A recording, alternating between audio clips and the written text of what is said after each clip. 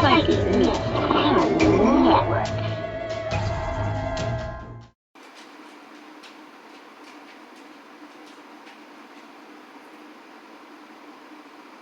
So I'm holding a stone.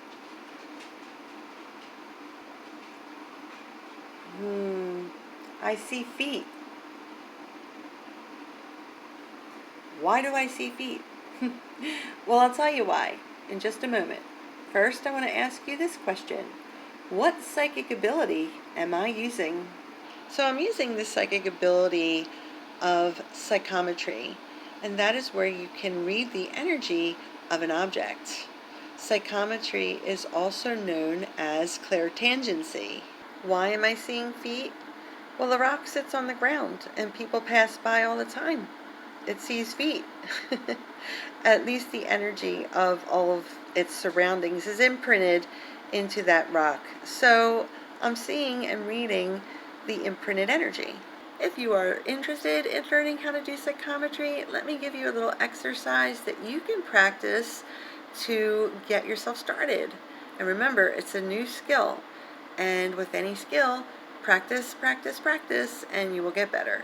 First, it's important to try to get some objects that hold energy. Now, all objects have energy, but some just hold energy a little bit better than others. And things like a stone or crystal is good. Metal or some type of like jewelry. A lot of jewelry is made of metal, and that really, really holds energy quite well. Things like that are probably best. They're the two best things I can think of. Like I said, any object holds it. To start with, you probably want to pick an object though that might belong to someone else that you don't really know a whole lot about, so that maybe you can verify what you are reading from the object. Once you have the object that you want to read the energy from, it's important that you put it in the correct hand. Now, the hand that you write with is your dominant hand. That hand is one that will send energy out.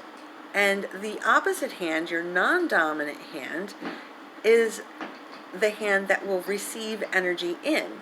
So because you want to receive or read the energy from this object, it is important that you place the object in your non-dominant hand. So if you're right-handed and write with your right hand, you'll put it in your left hand, and the opposite. If you're ambidextrous, well, try to use the hand that you don't favor a little bit more than the other, if that is a possibility. And if you feel it's exactly the same both ways, then just pick one. If you're enjoying this video so far, please show me your support and give it a like. Subscribe to the channel if you're not already subscribed, and please share us with your friends. That would be awesome. Thank you. Let's continue. Place the object that you're going to read in the palm of your hand, right in the center, because that is where a minor chakra is located, so you'll be able to read more accurately the energy of that object by doing this.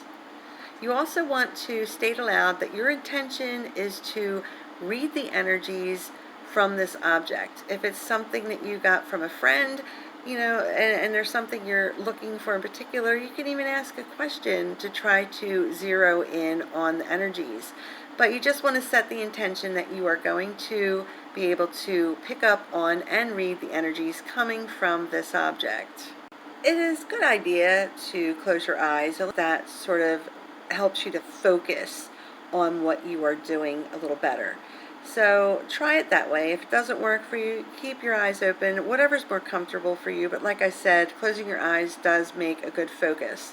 You're going to want to sit there for a minute or two to just relax and take a few deep breaths and just hold the object, because you are going to start feeling different types of sensations. You might start to feel a tingling in your hand. It might start to feel a little warm or even cooler. You might feel a little breeze. You might start getting impressions like colors or sounds.